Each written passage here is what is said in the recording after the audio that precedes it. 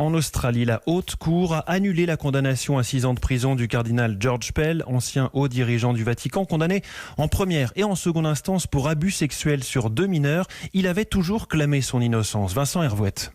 Les 7 magistrats ont jugé à l'unanimité. Il n'y a aucune preuve dans le dossier, mais beaucoup d'invraisemblances, donc acquittement au bénéfice du doute. Pour un juriste, ça veut dire innocent. Pour n'importe qui, ça veut dire douteux. Le prélat recouvre sa liberté, mais personne ne lui rendra sa réputation, les 50 descentes aux enfers et les 13 mois de cellule sans pouvoir dire sa messe.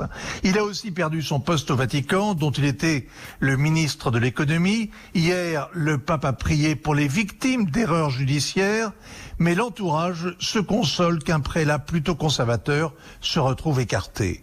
George Pell est innocent, mais Rome n'en fait pas un martyr. Et Vincent, le cardinal lui-même, se présente comme un bouc émissaire.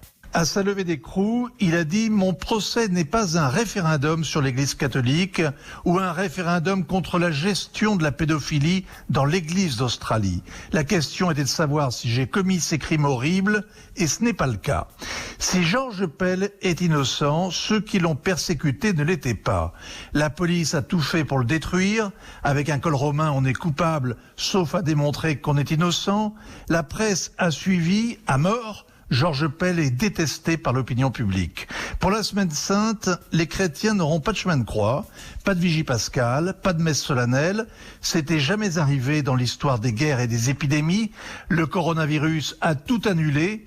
Il ne reste que le bouc émissaire. Le regard international de Vincent Hervouette, c'est tous les jours dans le journal de 8h d'Europe.